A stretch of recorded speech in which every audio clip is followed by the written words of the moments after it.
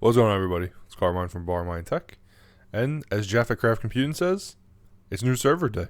So I've been hinting at it a little bit over the last couple of videos, and if you're in the Discord server, I've been talking about it a little bit in there.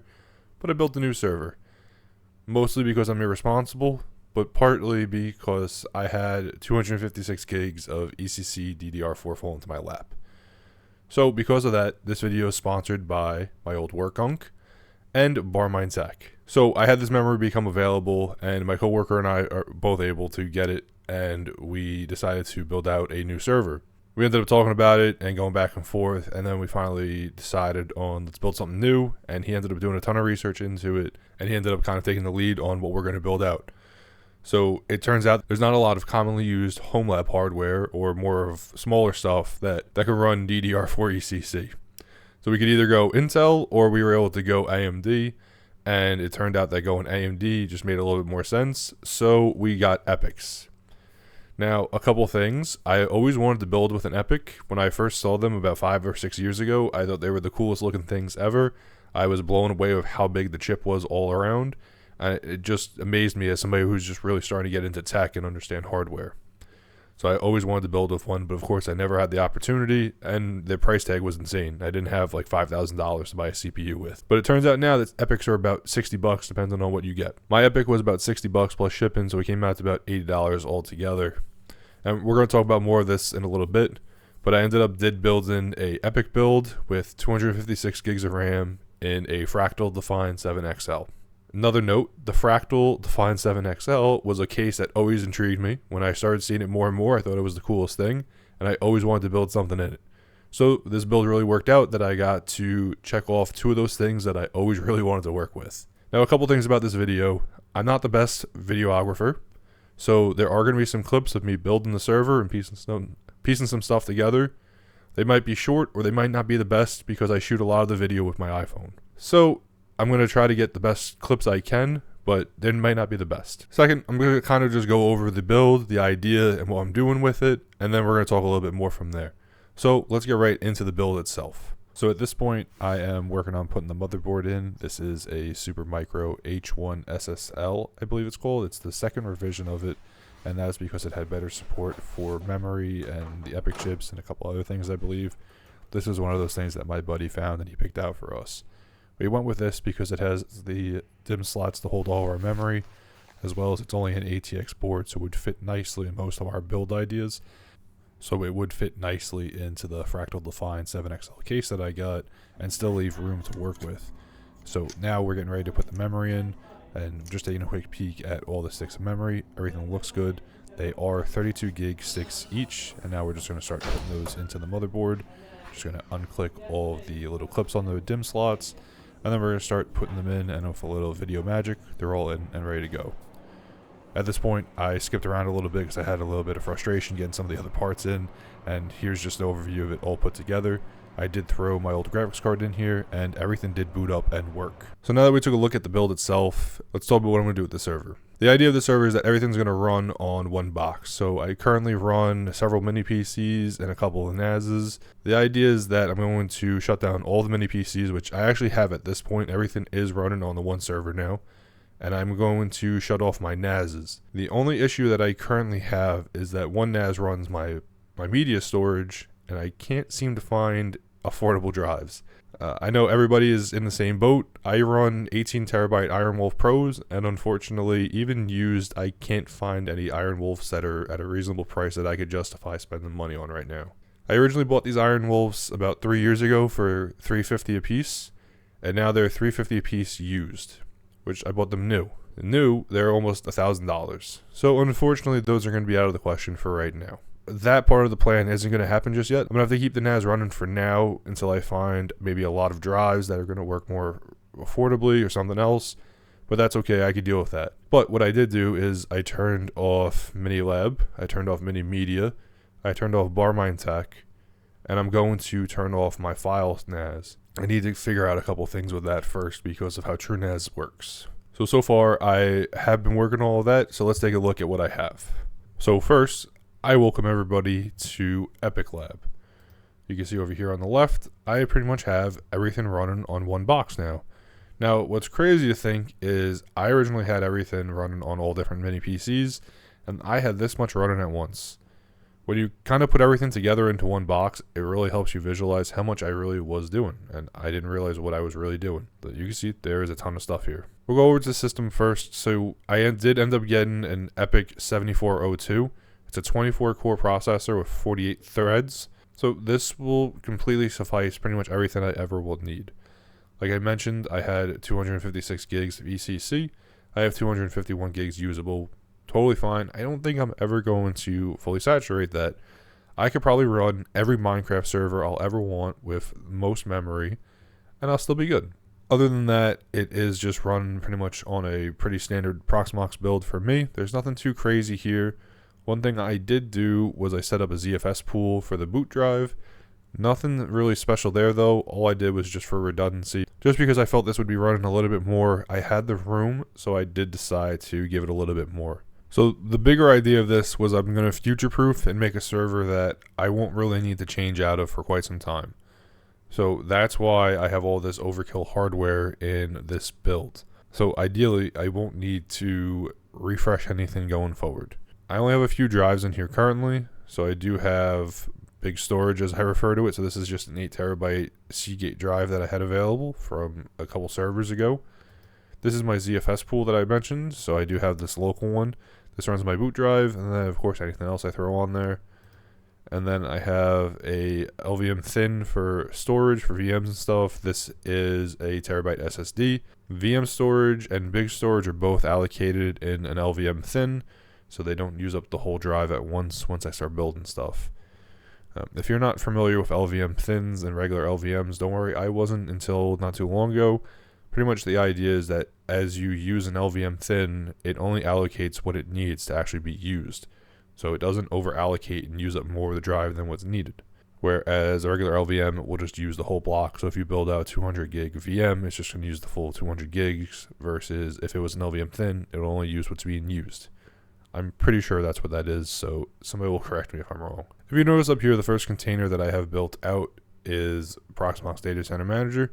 And I did this because I needed a way to migrate my VMs from my old service to my new one, and I figured why not try to use Proxmox Data Center since it is in a stable build. So you can see it is over here. It's looking alright. It's not the best UI yet, but I do have hopes that it'll get better. And you can see I have both my Epyc and my Mini Lab connected to it. Now, what's great is you're able to actually go in and see all of the VMs and stuff from here. Now, the server's off, so this is why it's not loaded nicely, unfortunately. But if I come over here to Epyc, you can see that it shows me the data center view with all the containers, and I was able to just migrate them across. So I could just hit the paper airplane, and I could tell it where I'd like to send it to. And for the most part, I was able to do this for most of my containers and VMs. Now, I did run into a couple issues where I guess in the Proxmox helper scripts, they put in a flag called keyctl. I don't fully understand what it does. It seems to be some sort of keying for encryption or something like that on the containers. And for some reason, they set those on the majority of them. What happens is those can't be migrated in Data Center Manager because it's specific to the root user or the host itself that it ran on. This is something that I learned on the fly with a little help from Claude. By removing that line from the config file, I was able to migrate most of them, but I did still have a couple of issues. And I did try to double check to make sure that there would be no issues by removing that line. I do have backups of everything, so if I did break it, I would be okay. I would be able to restore from it. But you can see I was able to migrate the majority of stuff. So like all these containers up here, for the most part, were able to be migrated using Data Center Manager. And then there were a couple that didn't. Like Image didn't because by default, the community scripts configure it to use a GPU, even though I didn't have a GPU available. So it had a couple of extra hardware devices that were applied to it, so that wouldn't migrate. And same thing, it wouldn't be restored nicely, so I had to remove those. Unify OS Server was another one that I had a couple issues with, but everything was minor with migrating the stuff. There wasn't anything that was super serious, and I wasn't able to just kind of resolve with a couple clicks. But other than that, I was really able to spin everything back up. Now, I did run Mini Media, which I did a video on a few weeks ago, which its intention was to be my overall media server and have everything in there. Now, if you recall, that PC had a onboard GPU in it, and that was the whole idea for running Plex and everything else off of it. I do have my old graphics card, my NVIDIA 1060, from way long ago that I put in my new server so I could pass it through to Plex. So coming down to Plex, if we come over to hardware, you can see over here that PCI device is passed through. Now, a funny story about this is I tried to do this the other night to move it over. I removed the graphics card, I backed it up, I moved it over, and I started to add it to Epyc, and I started working on it. But to finish some of the commands to set up the drivers and stuff like that, it was easier to SSH in. I tried to SSH in, and it kept refusing my connection and kicking me. I sat here for about 45 minutes trying to troubleshoot it and try all these different things and try to fix SSH and everything else. And then I finally realized that I never turned off the original VM for Plex on Mini Media. So if you're not familiar, you can't have two computers with the same IP running the same system at the same time on the network. Does not work like that. They don't like it. So that was my issue. So I sat chasing my tail for about an hour where I didn't really need to. I even ended up trying to rebuild a new VM and start Plex all over again. And then I finally realized that I just had the old VM on. So of course, once I turned that off, it works very smoothly on the new server. I was able to add my graphics card and get everything working. Now, another nice thing about this new build is it is based on a Supermicro board. And if you're not familiar, Supermicro is more server grade equipment. Part of that is that I have IPMI. And if you're not familiar what IPMI is, it's sort of like Dell's iDRAC or HP's ILO. And if you're not familiar with that, it pretty much gives you KVM access to the machine from the motherboard. So I can sign in here. So I'll show you by signing in that if I come into here, I have full access to my entire system. So what's really great about this is that if Proxmox goes down, the server's technically still on because it connects through one of its NICs. It shares it for what's called the IPMI or BMC as they refer to it. This gives me complete management of the server even if the box is off and I have nothing else connected to it. This is a really nice feature on server grade equipment. So I can actually come over to remote console and I can launch the console and it gives me an HTML session of my server. So through this KVM session or this remote session that it gives me, I can come in here and I can connect, and if I type right, I can actually get in and manage the server. And after a few failed attempts, I'm able to log in. This is a nice feature that comes on Supermicro and some of the other stuff. If you remember the HP server I talked about a few months ago, it has ILO or their integrated lights out. You can remotely manage the server from this portal. So if I close out of that, there are other features of this, so I can get an idea of my server itself.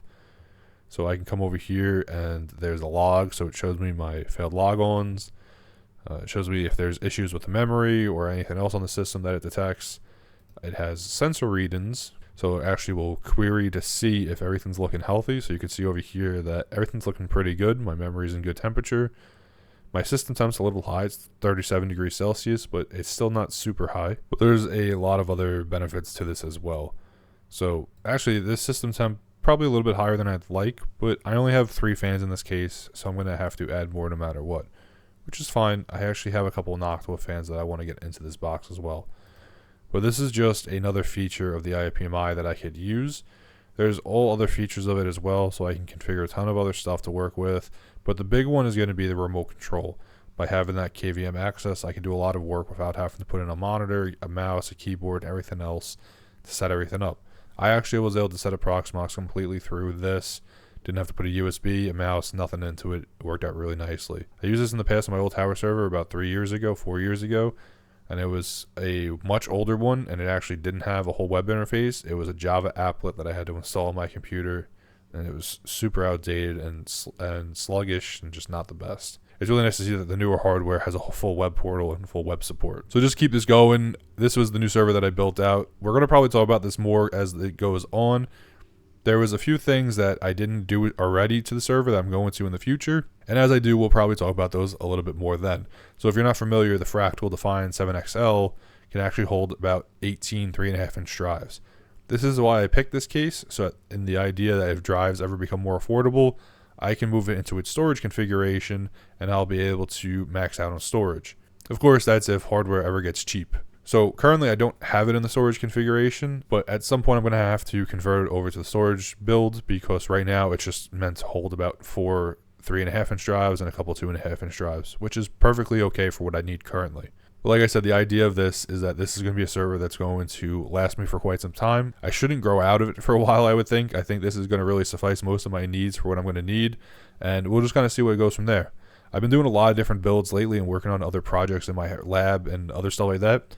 So I do have another one that we're going to be talking about shortly, and it's going to be my new network rack that I fully 3D printed. So keep an eye out for that one. It should be coming up in a couple of weeks or so. But as always, I want to thank you all for watching. I'll see you in the next video, and as my buddy Don would say, hack till it hurts.